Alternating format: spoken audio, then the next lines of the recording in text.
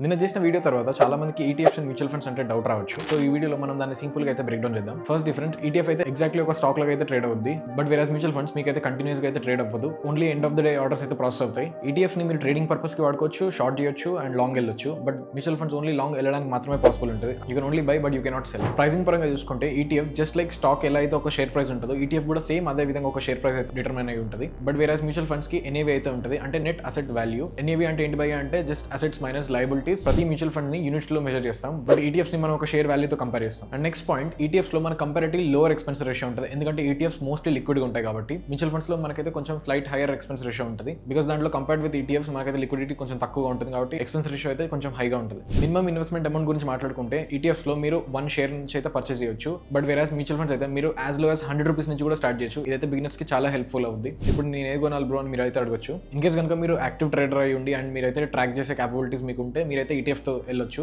లేదు నేను just automate చేద్దాం అనుకుంటున్నా ఇన్వెస్ట్మెంట్ జర్నీ అనుకుంటే మీరైతే మ్యూచువల్ ఫండ్స్ ద్వారా కూడా వెళ్ళొచ్చు. అండ్ రీసెంట్ టైమ్స్ లో మనకి జీరో ద అండ్ ఇంకా కొన్ని బ్రోకర్స్ కూడా మనకి ఈటీఎఫ్స్ లో మనకి సిస్టమాటిక్ ఇన్వెస్ట్మెంట్ ప్లాన్ ఆప్షన్స్ అయితే తీసుకొచ్చారు. ఇన్ కేస్ మీకు ఇంట్రెస్ట్ ఉంటే వాటిని కూడా మీరు చెక్అౌట్ చేయొచ్చు. అండ్ లాస్ట్ బోనస్ టిప్ గురించి మాట్లాడుకుంటే, ఏదైతే ఈటీఎఫ్స్ లో మీరు మనీ ఇన్వెస్ట్ చేసి ఉంటారో దీన్ని మీరు ఈజీగా ప్లెడ్జ్ చేయొచ్చు. And if you're an active trader దీని అయితే మీరు మార్జిన్ లో కూడా అయితే యూజ్ చేయొచ్చు. అదే మ్యూచువల్ ఫండ్స్ లో కనుక మీకు యూనిట్స్ ఉంటే దీన్ని వాడుకుని అయితే ఈజీగా మీరైతే లోన్స్ తెచ్చుకోవచ్చు. వీడియో వస్తే లైక్ చేయండి, డౌట్ ఉంటే కామెంట్ చేయండి. I will try to answer.